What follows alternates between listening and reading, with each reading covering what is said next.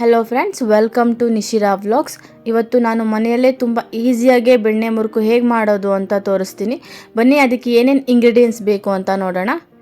ನಾನು ಇಲ್ಲಿ 2 ಕಪ್ಪು ಅಕ್ಕಿ ಹಿಟ್ಟು ತೊಗೊಂಡಿದ್ದೀನಿ, ಕಪ್ ಅಳತೆಯಲ್ಲಿ ತೊಗೊಂಡಿದ್ದೀನಿ. ನಾನು ಅರ್ಧ ಕಪ್ ಹುರ್ಗಡ್ಲೆ, ಇದನ್ನು ನಾನು ಮಿಕ್ಸಿನಲ್ಲಿ ಪುಡಿ ಮಾಡ್ಕೋತೀನಿ. ಒಂದು 3 to 4 ಸ್ಪೂನ್ ಕಡಲೆ ಹಿಟ್ಟು, ಒಂದು ಅರ್ಧ ಕಪ್ಪಷ್ಟು ಬೆಣ್ಣೆ ತೊಗೊಂಡಿದ್ದೀನಿ, ರುಚಿಗೆ ತಕ್ಕಷ್ಟು ಉಪ್ಪು, ಅರ್ಧ ಸ್ಪೂನ್ ಓಂ ಕಾಳು, 1 ಸ್ಪೂನ್ ಜೀರಿಗೆ, 1 ಚಿಟಿಕೆ ಹಿಂಗೆ ತೊಗೊಂಡಿದ್ದೀನಿ.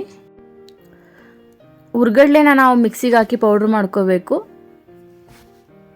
ಹುರ್ಗಡ್ಲೆ ಯಾವಾಗಲೂ ನುಣ್ಣಗೆ ಪುಡಿ ಮಾಡ್ಕೋಬೇಕು, ತರಿ ತರಿ ಇರಬಾರ್ದು. ನೋಡಿ, ಇದು ಫುಲ್ ನುಣ್ಣಗಿದೆ, ತರಿ ತರಿ ಏನೂ ಇಲ್ಲ. ಇವಾಗ ಒಂದು ಮಿಕ್ಸಿಂಗ್ ಬೌಲ್ ತೊಗೊಂಡು ಅದಕ್ಕೆ ನಾನಿವಾಗ ಅಕ್ಕಿ ಹಿಟ್ಟು ಹಾಕೋತಿದ್ದೀನಿ. 2 ಕಪ್ ಅಕ್ಕಿ ಹಿಟ್ಟು.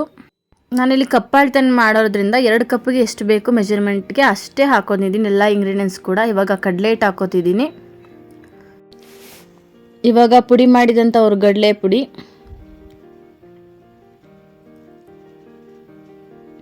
ಜೀರಿಗೆ 1 ಸ್ಪೂನು, ಓಂ ಕಾಳು ಅರ್ಧ ಸ್ಪೂನ್, ಉಪ್ಪು ರುಚಿಗೆ ತಕ್ಕಷ್ಟು. ನಾವು ಮಿಕ್ಸ್ ಮಾಡಬೇಕಂದ್ರೆ ಉಪ್ಪನ್ನು ರುಚಿಗೆ ಎಷ್ಟು ಬೇಕೋ ಅಷ್ಟು ಹಾಕೋಬೋದು. ಹಿಂಗು ಮತ್ತು ಬೆಣ್ಣೆ, ಇದನ್ನೆಲ್ಲ ನೀಟಾಗಿ ಮಿಕ್ಸ್ ಮಾಡ್ಕೋಬೇಕು. ಫಸ್ಟ್ ಇದಕ್ಕೆ ನೀರೇನೋ ಹಾಕಬಾರ್ದು. ಬೆಣ್ಣೆ ಫುಲ್ಲು ಎಲ್ಲ ಹಿಟ್ಟಿಗೂ ನೀಟಾಗಿ ಮಿಕ್ಸ್ ಆಗೋ ಥರ ಈ ಥರ ಕಲಿಸ್ಕೋಬೇಕು. ಕೈಯಲ್ಲೇ ಕಲಿಸ್ಕೋಬೇಕು, ಅದೇ ಬೆಸ್ಟು. ಗಂಟಿರಬಾರ್ದು, ಆ ಥರ ನೀಟಾಗಿ ಮಿಕ್ಸ್ ಮಾಡ್ಕೋಬೇಕು.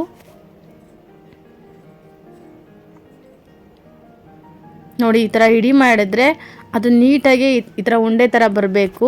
ಆವಾಗ ಅದು ಪರ್ಫೆಕ್ಟಾಗಿ ಆಗಿದೆ ಅಂತ, ಬೆಣ್ಣೆ ನೀಟಾಗಿ ಮಿಕ್ಸ್ ಆಗಿದೆ ಅಂತ ಅರ್ಥ. ಇವಾಗ ನಾವು ಇದಕ್ಕೆ ಸ್ವಲ್ಪನೇ ನೀರು ಹಾಕಿ ಕಲಿಸ್ಕೊಬೇಕು. ನೀರು ಜಾಸ್ತಿ ಹಾಕೋಬಾರ್ದು, ಸ್ವಲ್ಪನೇ ಹಾಕಿ ಕಲಿಸ್ಕೊಂಡ್ರೆ ಚೆನ್ನಾಗಿರುತ್ತೆ. ನೀರು ಜಾಸ್ತಿ ಆಯಿತು ಅಂದರೆ ಚಕ್ಲಿ ಗಟ್ಟಿ ಆಗುತ್ತೆ. ಹಾಗಾಗಿ ನೀರನ್ನ ನೋಡಿಕೊಂಡು ಸ್ವಲ್ಪನೇ ಹಾಕಿ ಕಲಿಸ್ಕೋಬೇಕು. ಇದಕ್ಕೆ ಬೆಣ್ಣೆ ಕಾಯಿಸಿ ಹಾಕೋದಾಗಲಿ ಅಥವಾ ತುಪ್ಪ ಹಾಕೋದಾಗಲಿ ಎಣ್ಣೆ ಹಾಕೋದಾಗಲಿ ಯಾವುದೂ ಮಾಡಲ್ಲ. ಬೆಣ್ಣೆನೇ ಹಾಕಿ ಈ ಥರ ನೀಟಾಗಿ ಮಿಕ್ಸ್ ಮಾಡ್ಕೋಬೇಕು. ಹಿಟ್ಟು ಯಾವಾಗಲೂ ಪರ್ಫೆಕ್ಟಾಗಿದ್ದರೆ ಚಕ್ಲಿನೂ ಕೂಡ ಪರ್ಫೆಕ್ಟಾಗಿ ಬರುತ್ತೆ. ತೆಳ್ಳವಾಯಿತು ಅಂದರೆ ಚಕ್ಲಿ ಗಟ್ಟಿ ಆಗಿಬಿಡುತ್ತೆ. ಹಾಗಾಗಿ ನೋಡ್ಕೊಂಡು ಸ್ವಲ್ಪನೇ ನೀರು ಹಾಕಿ ಕಲಿಸ್ಕೋಬೇಕು. ನೋಡಿ, ಈ ಥರ ಬೆರಳೇನಾದ್ರು ಹಾಕಿದ್ರೆ ಹಿಟ್ಟು ಅಂಟಬಾರ್ದು, ಅವಾಗ ಅದು ಪರ್ಫೆಕ್ಟಾಗಿ ಆಗಿದೆ ಅಂತ ಅರ್ಥ. ಇವಾಗ ಒಂದು ಬಾಣಲಿಗೆ ಎಣ್ಣೆ ಹಾಕ್ತಾಯಿದ್ದೀನಿ. ನಾನು ಎಣ್ಣೆ ಕಾಯಲಿ ಅಂತ ಎಣ್ಣೆ ಕವರ್ನ ಕಟ್ ಮಾಡಿ ಈ ಚಕ್ಲಿ ಹಿಟ್ಟಿಗೆ ಕ್ಲೋಸ್ ಮಾಡಿ ಇಡ್ತಿದ್ದೀನಿ. ಹಾಗಾಗಿ ಹಿಟ್ಟು ಹಾರಲ್ಲ ಈಗ ಮಾಡೋದ್ರಿಂದ. ಇದು ಚಕ್ಲಿ ಒಳ್ಳು ಹಳೇ ಕಾಲದ್ದು ಮರದ್ದು, ನಮ್ಮ ಮನೇಲಿ ಇದೇ ಇರೋದು. ಹಾಗಾಗಿ ನಾನು ಇದನ್ನೇ ಯೂಸ್ ಮಾಡ್ತಿದ್ದೀನಿ. ಈ ಚಕ್ಲಿ ಒಳ್ಳಿಗೆ ಸ್ವಲ್ಪ ಎಣ್ಣೆ ಹಾಕಿ ನೀಟಾಗಿ ಸ್ಪ್ರೆಡ್ ಮಾಡ್ಕೋತೀನಿ, ಆವಾಗ ಹಿಟ್ಟು ಅಂಟಲ್ಲ. ಇದಕ್ಕೂ ಅಷ್ಟೇ, ಎಣ್ಣೆ ಹಾಕಿ ನೀಟಾಗಿ ಸ್ಪ್ರೆಡ್ ಮಾಡಿಕೊಂಡ್ರೆ ಹಿಟ್ಟು ಇದಕ್ಕೆ ಆಗಲಿ ಅಂಟೋದು, ಸ್ಟಿಕ್ಕಿ ಆಗೋದು, ಕಟ್ಟಾಗೋದು ಏನೂ ಆಗೋಲ್ಲ, ನೀಟಾಗಿ ಬರುತ್ತೆ. ಹಾಗಾಗಿ ಎಣ್ಣೆ ಹಚ್ಕೋತಿದ್ದೀನಿ. ಇದ್ರ ಅಳತೆಗೆ ಸಣ್ಣ ಸಣ್ಣ ಉಂಡೆ ಮಾಡಿ ಒಳಗೆ ಹಾಕ್ಕೊಂಡು ಚಕ್ಲಿ ಒತ್ಕೋಬೇಕು.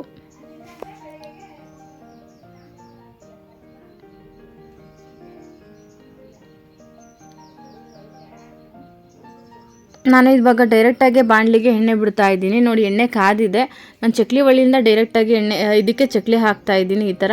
ಬಟ್ ಹೊಸ್ದಾಗಿ ಟ್ರೈ ಮಾಡೋರು ಯಾರು ಈ ಥರ ಟ್ರೈ ಮಾಡಬೇಡಿ. ಒಂದು ವೆಟ್ಟು ಬಟ್ಟೆಗೆ ಇದು ಚಕ್ಲಿನೆಲ್ಲ ಹಾಕ್ಕೊಂಡು ಆಮೇಲೆ ಅದನ್ನು ಎಣ್ಣೆಗೆ ಹಾಕಿ, ಇಲ್ಲಾಂದರೆ ಕೈ ಸುಟ್ಕೊಂಡೆ ಕಷ್ಟ. ಹಾಗಾಗಿ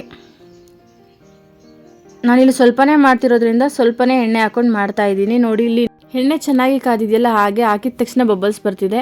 ಇದು ಬಬಲ್ಸ್ ಎಲ್ಲ ಕಂಪ್ಲೀಟಾಗಿ ಕಡಿಮೆ ಆದಮೇಲೆ ನಾವು ಚಕ್ಲಿ ಎತ್ತಬೇಕು, ಆವಾಗ ಪರ್ಫೆಕ್ಟಾಗಿ ಬೆಂದಿರುತ್ತೆ ಅಂತ. ಇದು ತುಂಬ ಟೇಸ್ಟಿಯಾಗಿರುತ್ತೆ. ಯಾರೆಲ್ಲ ಟ್ರೈ ಮಾಡಿಲ್ಲ ಅಂದರೆ ಖಂಡಿತ ಟ್ರೈ ಮಾಡಿ. ಮನೆಯಲ್ಲೇ ಮಕ್ಕಳಿಗೆ ಒಂದು ಒಳ್ಳೆ ಸ್ನ್ಯಾಕ್ಸ್ ಅಂತಲೇ ಹೇಳ್ಬೋದು. ಇದನ್ನು ಮಾಡೋಕ್ಕೆ ತುಂಬ ಟೈಮ್ ಬೇಕಾಗಿಲ್ಲ, ಒಂದು 30 ಮಿನಿಟ್ಸಲ್ಲೆಲ್ಲ ಮುಗ್ದೋಗುತ್ತೆ. ಟೇಸ್ಟು ಕೂಡ ಅಷ್ಟೇ ತುಂಬ ಚೆನ್ನಾಗಿರುತ್ತೆ. ನೋಡಿ, ಬಬಲ್ಸ್ ಎಲ್ಲ ಕಡಿಮೆ ಆಗ್ತಾ ಬಂತು. ಇವಾಗ